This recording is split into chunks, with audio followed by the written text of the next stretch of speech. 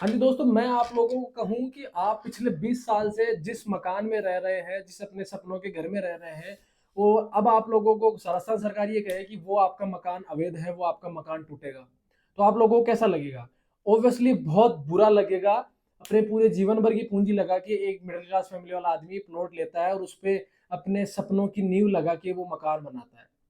तो दोस्तों ऐसा ही कुछ हमारी जयपुर की भोली भाली जनता के साथ हुआ है, जो कि B2B बाईपास से लेकर सांगानेर के बीच में जो 86 अवैध कॉलोनियां है, वो पूरी की पूरी राजस्थान हाउसिंग बोर्ड की अधिकृत जमीन पर बसाई गई है। यानी वो पूरी की पूरी अवैध है। तो दोस्तों मैं आपका छोटा भाई शक्तिमान चौधरी स्वागत करता हूं आप सभी का आपके अपने YouTube चैनल पे। और आज अपन पूरी डिटेल में इस चीज की बात करेंगे। बस वीडियो को आप एंड तक जरूर देखना। वीडियो अच्छा लगे तो लाइक कमेंट और शेयर जरूर करना। अपन आज इस वीडियो में क्या क्या टॉपिक लेंगे, वो कॉलोनियां कौन कौन सी कॉलोनियां है, कहाँ पे बसी हुई है, कैसे ये सारा काम हुआ, कैसे उन लोगों की एनओसी मिली और अब उनका क्या होगा, और हमें आगे कैसे सतर्क रहना है, क्या प्रिकॉशन हमें लेनी है, सारी बात हम इस पूरी वीडियो में करेंगे। तो शुरू से शुरुआत करते हैं दोस्तों। हर आपने ये सुना होगा, हर आदमी का सपना होता है प्लॉट लेना। प्लॉट में प्रॉफिट होता है, प्लॉट अपन परचेज करते हैं। क्या कभी आप लोगों ने ये ध्यान दिया है कि उस प्लॉट की नींव कानूनी है या नहीं है? वो प्लॉट लीगल है या नहीं है? नहीं दिया होगा। क्या आपने उस बिल्डर से ये 5 सवाल किए हैं कभी भी प्लॉट लेने से पहले, जो मैं आप लोगों को इस वीडियो में बताने जा रहा हूं? मेरे हिसाब से सिर्फ कुछ गिने चुने 5 से 10% लोगों ने ही वो सवाल उस बिल्डर से किए होंगे। लेकिन अब आपको सतर्क करने की जरूरत है। हमेशा जीवन में कभी भी आप प्लॉट ले, कभी भी आप इन्वेस्ट करें, ये 5 सवाल उस बिल्डर से या उस डेवलपर से जरूर पूछें। हम जिस खबर की बात कर रहे हैं वो हमारे राजस्थान के जयपुर जिले के अंदर ये खबर हुई है दोस्तों, जो कि B2B बाईपास से लेके सांगानेर के बीच में कुछ ऐसी 86 कॉलोनियां थी, जिनके अंदर 10,000 प्लस प्लॉट बेचे गए।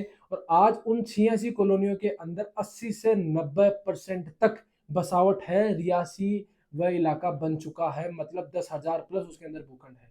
और आज उन 10,000 घरों के ऊपर डर की तलवार यूं लटक रही है कि अब उनके साथ क्या होगा, क्या होने वाला है। और आप ये थोड़ा सा अंदाजा लगाइए कि उन लोगों को जेडीए पट्टे मिलने वाले थे। सबसे बड़ी बात तो ये है, उन लोगों को जेडीए के कैंप लगने वाले थे, डेट तक फाइनल हो चुकी थी।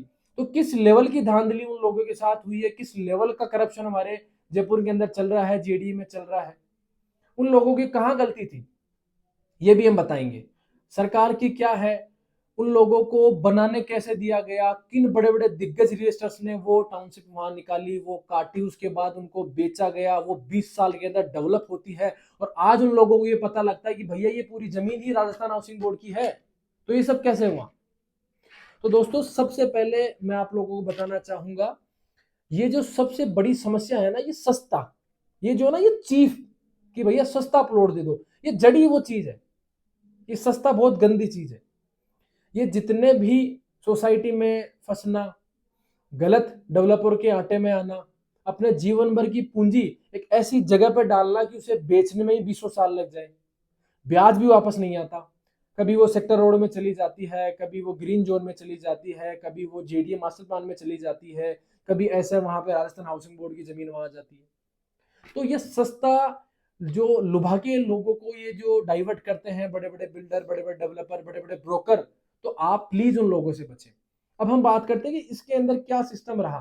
तो दोस्तों इनके अंदर आज से 10 से 15 20 साल पहले जिन लोगों ने उन उस जगह पे जमीनें खरीदी, सोसाइटी पट्टे में जिन लोगों ने इन्वेस्ट किया, आज उन 86 कॉलोनियों को ये पता लगता है कि वो जो पूरी की पूरी जमीन है वो पहले से ही राजस्थान हाउसिंग बोर्ड के पास अधिकृत थी।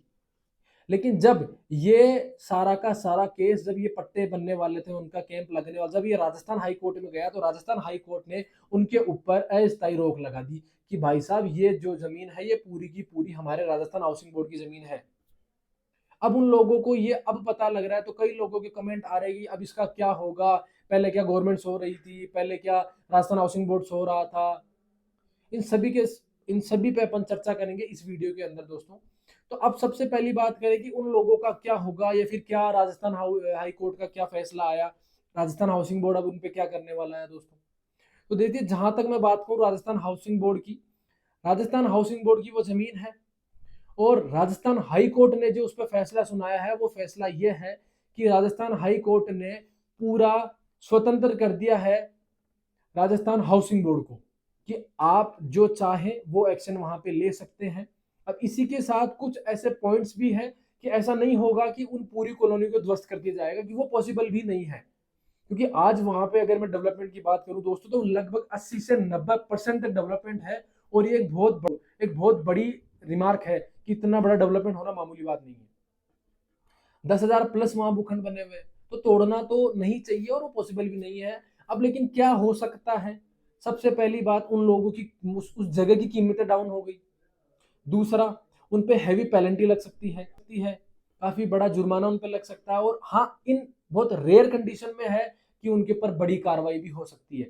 अगर मैं बात करूं ऑल ओवर जयपुर में, तो दोस्तों ये यही की नहीं, काफी जगह जेडीए अभी कार्रवाई करने पे लगा हुआ है। काफी सख्त ही कार्रवाई हो रही है जयपुर के अंदर, चाहे मैं गोपालपुरा बाईपास की बात करूं, चाहे मैं कांटा चौराहे की बात करूं, कालवा रोड की बात करूं।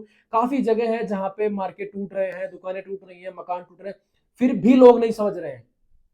अभी भी मौका है, ये एक घटना नहीं है, ये आप लोगों के लिए सेफ्टी अलार्म है कि आप लोग सोसाइटी से परचेज करने से बचें, आप लोग सस्ते के चक्कर में आने से बचें। अभी भी आप लोग नहीं सीखे तो आपको ये दोबारा मौका नहीं मिलेगा। अब रही इस खबर की बात, अभी तक ये फैसला हाई कोर्ट से सुप्रीम कोर्ट भी गया, उन्होंने भी सेम वही उसके पक्ष में, राजस्थान हाउसिंग बोर्ड के पक्ष में उन्हें ये फैसला सुना दिया कि राजस्थान हाउसिंग बोर्ड पूरा स्वतंत्र है यहाँ करने के लिए। अब जो भी कार्रवाई होगी वो राजस्थान हाउसिंग बोर्ड करेगा, उसका अगला आने तक आदेश है कि वो क्या करता है वो उस पर डिपेंड है। लेकिन हमें इस चीज से ये सीख लेनी चाहिए कि हमें सोसाइटी में कभी भी नहीं फंसना चाहिए दोस्तों। सस्ता, अगर आपको कोई कहता है कि भैया मैं सस्ता दे रहा हूं, तो भैया अलर्ट हो जाओ आप, वहां नहीं। अब हम बात करते हैं कि 5 ऐसे कौन से मुख्य आप सवाल उस डेवलपर से कर सकते हैं कि आप ऐसी घटनाओं होने से बच सके। जैसे पहला, कि उसका जमीन का टाइटल क्लियर होना चाहिए दोस्तों। जैसे कि वो पहले से कभी किसी, जैसे राजस्थान हाउसिंग बोर्ड के पास अधिकृत तो नहीं है, उस पर मुआवजा तो नहीं है, उस पर लोन तो नहीं है, वो आप चेक कर सकते हैं। वो आप कैसे चेक कर सकते हैं, वो आप जमाबंदी निकलवाइए कि वो किस डेवलपर के नाम है, किसके नाम जमीन है, उसमें आपको सारा पता लग जाएगा। दूसरा पॉइंट, परमिशन, वो सोसाइटी पट्टे में है, वो जेडीए पट्टे में है, उसका साइड प्लान निकलवाइए, उसका लेआउट प्लान लीजिए, उसका मार्केटिंग प्लान देखिए। तीसरी, डेवलपमेंट, उसमें कितना डेवलपमेंट हो चुका है। ऐसा नहीं कि हम ही डेवलपमेंट करके देंगे, अरे भैया कब दोगे, मैं पैसा आज दे रहा हूं, तो मुझे डेवलपमेंट भी आज ही चाहिए। आप देखिए उसमें क्या क्या डेवलपमेंट, उसमें सिविल लाइन है नहीं, उसमें रोड्स हैं कितने फिट की हैं, क्या बेसिक फैसिलिटीज आपको मिल रही है, पानी की सुविधा है नहीं है, पेड़ पौधों की सुविधा है नहीं है, गार्ड की सुविधा है नहीं है, सारा डेवलपमेंट आप चेक करें। चौथे पॉइंट की अगर मैं बात करूं, तो कानूनी या फिर आप मानिए लीगल एक्शन उस पर तो कभी नहीं हो रखा है, जिस पर कभी केस नहीं चल रहा हो, कभी उस पर डिस्प्यूट का मैटर नहीं चल रहा, वो भी आप चेक करें। पांचवा, सबसे इंपॉर्टेंट, डेवलपर का बैकग्राउंड आप चेक करें। डेवलपर ने कितनी कॉलोनियां काटी है, कौन कौन सी कॉलोनियां कहाँ कहाँ काटी है, कितनी कॉलोनियां टाइम पर उन्होंने डिलीवर की है, उनके ऊपर कोई कंप्लेंट्स है या नहीं, ये सारा बैकग्राउंड आपको डेवलपर का देखना चाहिए। और जिस ब्रोकर के थ्रू, जिस एम्प्लॉयर के थ्रू आप ले रहे हैं प्लॉट, कहीं भी किसी भी डेवलपर का ब्रोकर के थ्रू, तो उसका सबसे पहले रेरा का लाइसेंस आप चेक कीजिए। बकायदा हर ब्रोकर को रेरा का लाइसेंस बनवाना अनिवार्य है किसी भी संपत्ति, किसी भी प्लॉट को बेचने के लिए। आप सबसे पहले उस ब्रोकर का लाइसेंस चेक कीजिए, उस लाइसेंस को रेरा की वेबसाइट पे आप वेरीफाई कीजिए, क्रॉस चेक कीजिए, सारी डिटेल आपको वहां मिल जाएगी। तो दोस्तों ये कुछ ऐसे 5 मुख्य कारण हैं, ये आपको मैं लास्ट वीडियो में भी दे दूंगा, तो आप स्क्रीनशॉट ले लीजिएगा। तो मैंने आपको सारे 5 मुख्य कारण बता दिए। अब दोस्तों ये जो हमने खबर सुनी है, फिर जो हमारे सामने घटना आई है, 86 कॉलोनी अवैध निकली है, राजस्थान हाउसिंग बोर्ड की जमीन है, तो आप ये मानिए सिर्फ एक खबर नहीं है, ये हमारे लिए एक सावधानी या फिर एक सतर्क रहने की घंटी है। अगर आप आज भी ये नहीं समझते हैं दोस्तों, तो आप, तो फिर आप मानिए आप अपने पैरों पे खुद कुल्हाड़ी मार रहे हो। हमेशा मैं ये कहना चाहूंगा, जेडीए से अप्रूव्ड, गवर्नमेंट से, रेरा से अप्रूव्ड प्रोजेक्ट पे ही इन्वेस्ट करें। सस्ते के चक्कर में मत फंसो दोस्तों। कोई आपको कहता है कि भैया सस्ता है, कैश इतना कहां से दूंगा, हमारे पास आइए, हमारे पास लोन अप्रूव्ड प्रोजेक्ट है। 80% आप लोगों को लोन मिलता है, कहीं से आप थोड़ा बहुत पैसा अरेंज भी कर सकते हैं, इतनी सेविंग आप लोगों के पास रहती भी है दोस्तों। सस्ते के चक्कर में मत फंसो। आज आपने जेडीए प्रॉपर्टी ली तो 20 साल तक वो आपकी सेफ है, 50 साल तक आपकी वो सेफ है, ना उसको कोई छू सकता है, ना राजस्थान सरकार, ना कोई सेंट्रल गवर्नमेंट, ना कोई राजस्थान हाउसिंग बोर्ड, कोई नहीं ले सकता, वो आपकी खुद की जमीन है।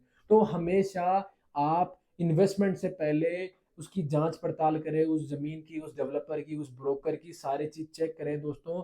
प्लॉट आप ले रहे हैं तो मिडिल क्लास फैमिली का मैं बात करूँ तो पूरे जीवन भर की पूंजी वो उसमें लगाता है, अपने सपने देखता है उसके अंदर कि हाँ मुझे यहाँ रहना है, उससे मुझे दो पैसे कमाने हैं। तो उसमें जल्दबाजी बिल्कुल नहीं करें, हमेशा सेफ कदम उठाए। रियल इस्टेट में हमेशा आप जितना बी अवेयर रहेंगे उतना ही आप सेफ रहेंगे। Be aware investor to turn into a safe investor. तो इस बात पे थोड़ा सा ध्यान रखिएगा। अगर वीडियो आपको अच्छी लगे तो इसको लाइक करें, कमेंट करें और शेयर जरूर करें। हमेशा मैं आपका छोटा भाई शक्तिमान चौधरी आपके लिए ऐसी ही इंफॉर्मेटिव वीडियो, ऐसे ही गेटेड टाउनशिप की वीडियो, जेडी अप्रूव्ड प्लॉट्स की वीडियो हमेशा इस चैनल पे लाता रहूंगा। बस आप लोगों का ट्रस्ट मुझे मिले, आप लोगों का सपोर्ट मुझे हमेशा ऐसे ही मिलता रहे। तो मिलते हैं ऐसी ही शानदार और इंफॉर्मेटिव वीडियो के साथ। जय हिंद, जय भारत दोस्तों।